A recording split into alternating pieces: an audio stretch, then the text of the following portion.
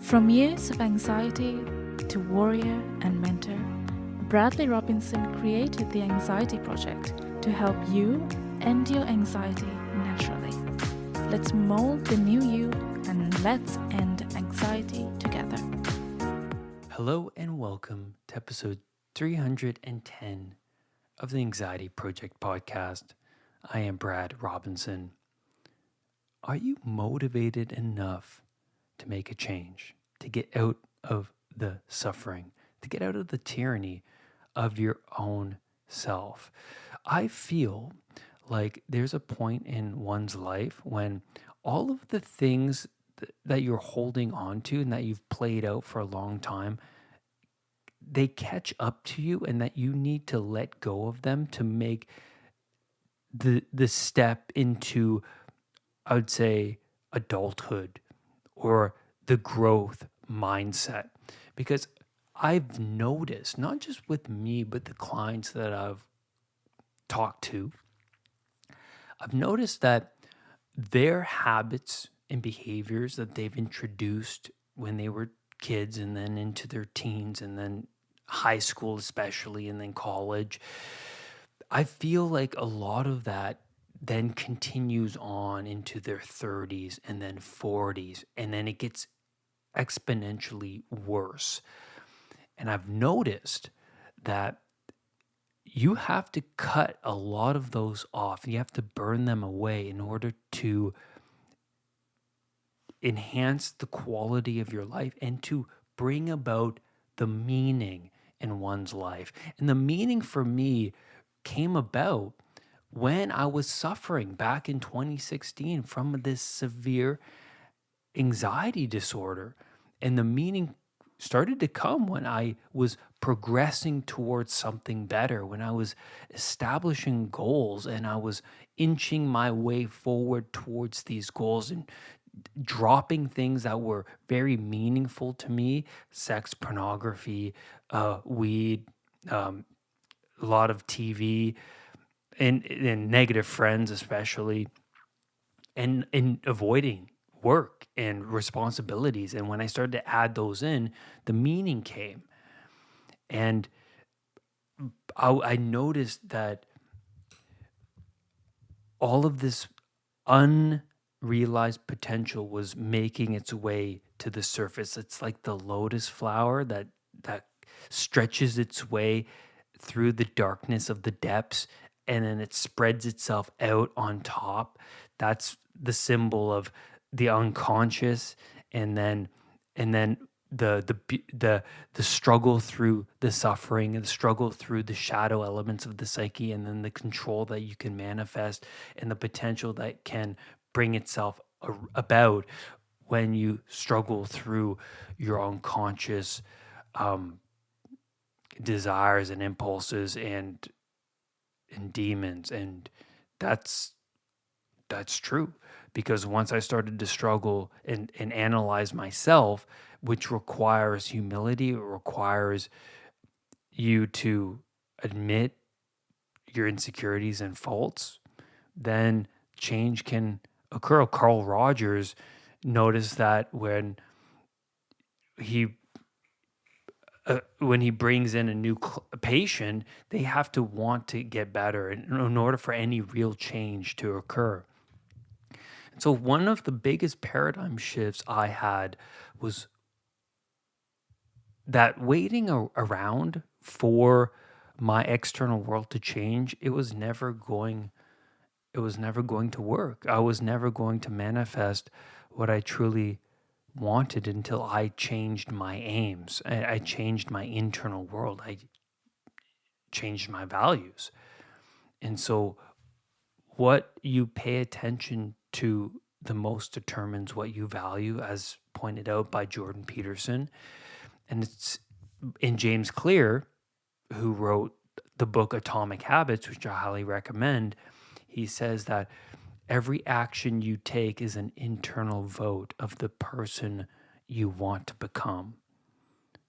And so, well, that's huge. Ian McGilchrist said that there's a spotlight shining on a stage, and that, that wherever the spotlight is where you're focusing your attention and your aim, and the rest of the stage is in darkness, and that darkness is your unconscious mind.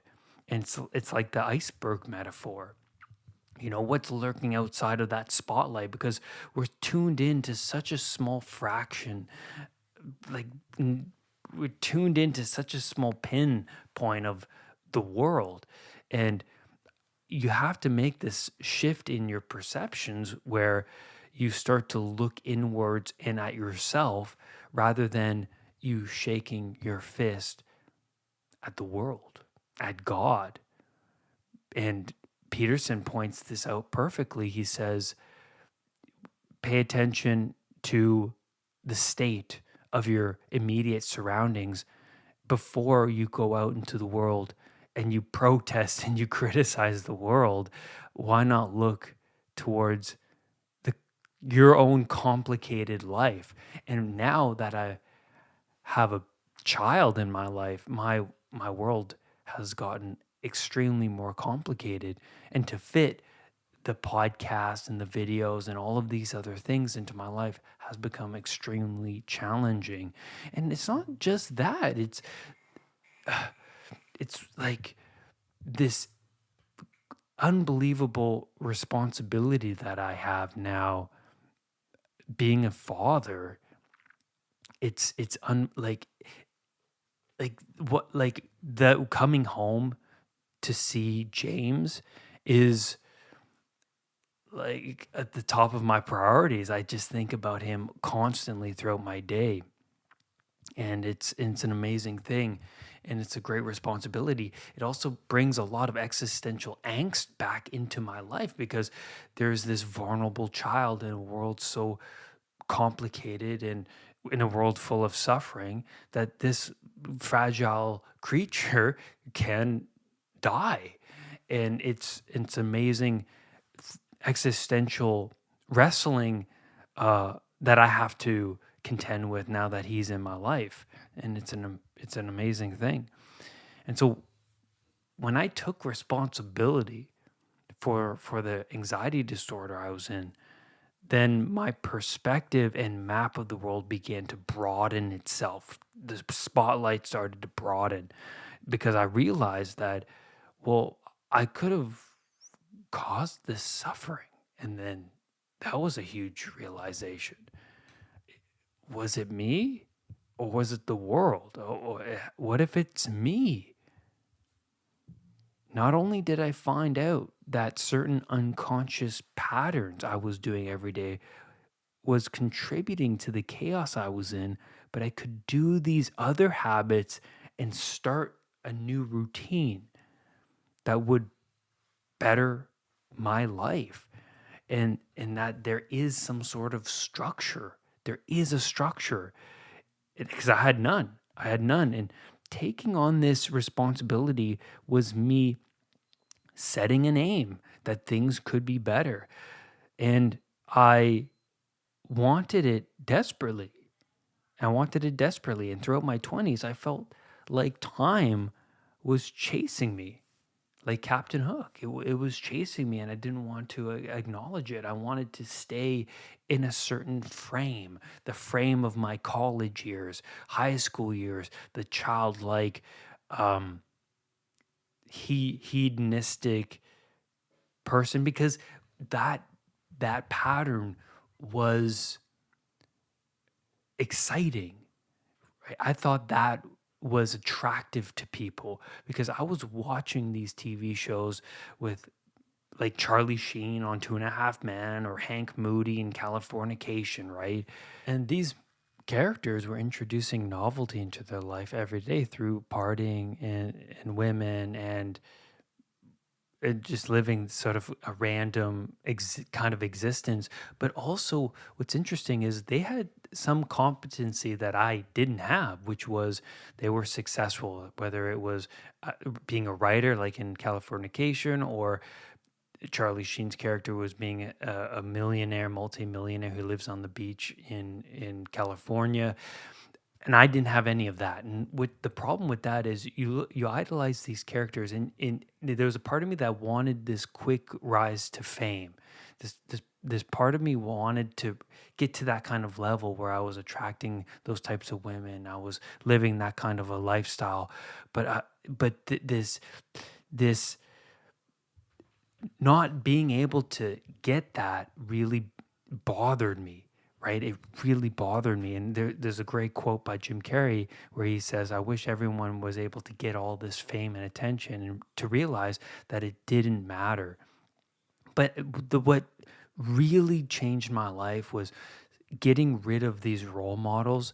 And that's the Andrew Tate role model, getting rid of that and introducing more of the sacred into your life and eliminating time, essentially realizing that time exists but using it to your advantage. So what changed really was, well, if I can work on this every single day and focus on this battle between me and myself, then I'm not comparing myself to these hyper successful, attractive people. I'm comparing to my own struggle and to get somewhere different. And that was adding the positive emotion to my life because it was goal directed behavior. Every single day was goal directed behavior. I started to have a structure. I was waking up at a certain time every day, very early. I was getting in a meditation. I was getting in some journaling.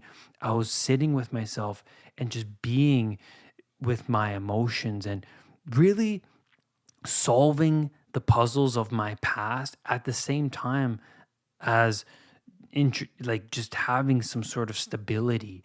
And then during the day, I was, well, spending time with myself. And a lot of people, a lot of my clients say, hey, Brad, this is a lonely journey. I'm realizing that this is very, very lonely.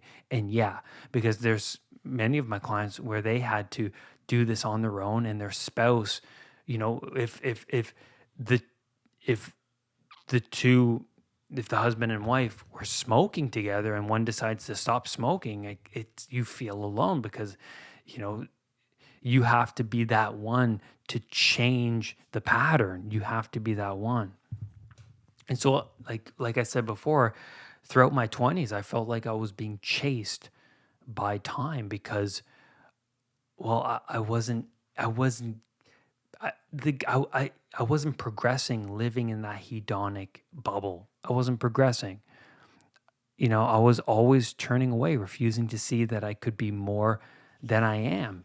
Now, in that lifestyle I had at the time, it was terrible. Self-awareness is a painful thing to endure, but necessary. The realization of your flaws is a painful thing. The awareness of all the past things you've done that contributed to the pain and your mistakes is very painful. And this opening up of self-awareness sends you into confrontation, into your own shadow, the shadow elements of yourself, the things you don't want to admit to.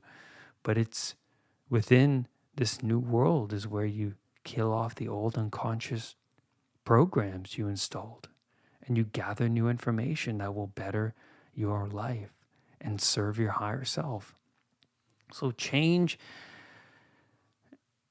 is necessary, and change so that the future you will manifest the good you've always wanted.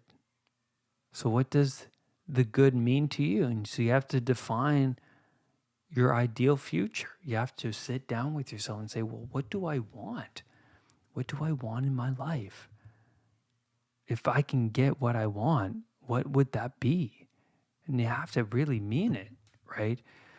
For me, I wanted to stop the suffering. I felt like I was stagnant, even though I was living a hedonic lifestyle. And it feels, like I said, it feels novel living that way. But it's not sustainable across time. It's not sustainable because the novelty it's a hydra, it produces snakes everywhere you look, right? You go out and you engage in one night stands, yeah, it's exciting, it's novel, but what it's producing is 5 to 10 other snakes that are really terrible. There's a chance of unwanted pregnancy, you're emotionally compromised, a chance of sexually transmitted disease, and then it's like this constant hyper focus on what do you want to continue this relationship, and you're just continuously thinking about it, so it takes up a lot of mental real estate. It's it's so when I started to minimize my life through the negative friends, and that kind of lifestyle, I noticed that so much space opens up. Like I didn't feel like I was being pressed down by this weight anymore. Felt like I was lighter. Felt like I could breathe. I could relax here. That was an amazing thing. And so to change, you have to sacrifice the values that you're keeping you in the same place. And how does one motivate themselves? Like what's going to be when's that day for you where it's going to change? And yeah, I've noticed a lot of my clients don't change, or they don't quit the things that they really want to quit because they're not angry enough. They haven't attached enough pain to where they're at. Right? They're kind of like, yeah, it's fine. It's fine. I really want to change, but it's fine. It's like, look, you have to sit down with yourself and you have to write out why you want to stop the things that you're doing. Really lay that out. What are the consequences of continuing this behavior a year from now? You have to really make that clear for you. Because if you don't, then there's not going to be enough anxiety to push you forward, right? This is your journey, and I can't help you. I can guide you to what you need to do, but I can't make that change for you. I'd love to, shake my client and go, hey, you got to stop doing that. I'd love to do that. But it's up to him, it's up to her to say, you know what, today's the day where I have to surrender and not do this anymore. And so writing it down is going to help add a lot of fuel, definitely. But also where you want to go. What does that look like to you? And who are those models in your life that have quit something that you're going through, or quit the thing that you're struggling with? Who are those people? Do you have any role models that can help guide you, or like speak about what life is like without it? Because that's what happened with pornography for me. I never imagined any other man not watching pornography until I saw this one man on YouTube talk about how he's going 500 days without pornography, and it blew my mind away. I'm like, you can live without watching pornography? How is that possible? How is that possible? And I laughed the first time I saw that video. I'm like, who is this guy? He's a weak, like, pathetic dude. Come on, pornography is a part of the manly dome of existence, right? It's part of being a man, and it's so part of me. It's like this resistance, right? That it hit me as soon as I saw that video. To like, not, well, I'm not that. There's no way I'm that kind of a guy, because that's what being a man is all about, watching pornography. But then that seed planted itself, and it stuck with me, because it stuck because it started to shift my perceptions. Like, is pornography good or bad?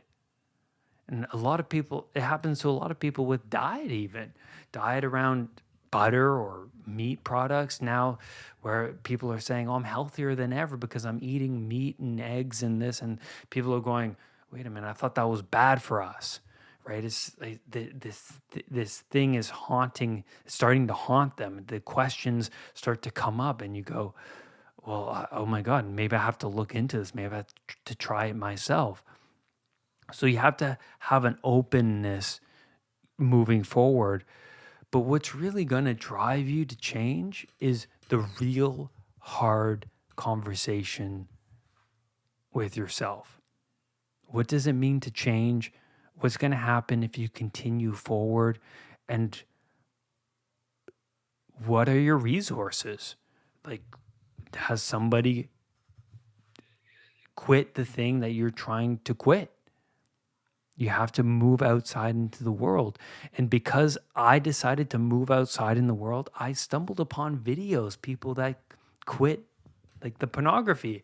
They quit the things I didn't realize one can quit, or that it was a problem for me. So what's pulling you uncontrollably? Are you a puppet to all of your internal drives and desires? I certainly was. And you have to sit down and write those out. You have to go to the coffee shop without the music, without the podcast, and you have to sit. You have to have those conversations. You have to go for the walk. You have to sit in silence to see what the brain is saying to you, what your mind is saying to you. I mean, so much of the world is filled with people that have gotten beyond all of their internal drives and have gotten some control. And a lot of people who meet these people go, well, look, they just have it easy. They just have it easy. It just came naturally to them. It's like, well, first of all, to some people, maybe it's easier, for sure. But everyone is battling. I've come to notice that everyone, if you talk to anybody out there in the world, you don't have to scratch too far underneath the surface layer of their life to find something terrible, or to find something that they're battling, or to find a habit that they're now doing that they want to stop doing. And everybody that I come into contact with, mostly, yeah, that's exactly right, is they're battling something, or they want to change something. There's always something there. And so it's important to compare yourself to you yesterday. What can you do differently? Right now, I have a meditation. It's a meditation out now on the podcast feed, part of the Meditation Monday series I have out. It's a morning meditation, well, to prepare yourself for the day, what you want to manifest through visualization. It's very powerful because, the brain doesn't know the difference between what's real and what's imagined. So to prepare yourself through imagination is very useful as well, because it gives you a clear understanding of where you want to go. And you'll unconsciously navigate towards it. It's like the car, driving the car. And if you look out into the distance to your right, you're going to slowly merge that car out of the lane that you're in, right, towards wherever you're looking. So pay attention to where you're looking every single day. Where are you looking? Because you have to pay attention to the state that you're in now. Do you want to be here? Do you want to continue this? Like Phil in Groundhog Day realized that, you know what? Every day is misery. Every day is misery. I'm stepping into potholes every day. I'm winding up in situations that are uncomfortable and awkward, and I feel like I'm alone. And he decides to make a change, and there's those small micro routines every day that really make that difference. So ask yourself, what am I doing daily that I know I should stop doing, but I just can't seem to stop? And have that conversation, write it down, journal it. Because if you really ask yourself this question, you're going to come up with a whole host of answers. And it's not going to be pretty. It's the shadow side of your psyche bringing itself up into being. And I think that's a great place to conclude this episode. Thank you, everyone, for being here, being a supporter of the show. I'm really grateful. I'm really grateful. Rise above anxiety. I'll see you next time. Brad's powerful anxiety recovery program is now available at unpluganxiety.com. The Anxiety Project program is downloadable and puts the power of anxiety recovery in your own hands. Visit unpluganxiety.com for more details. Recovery starts now.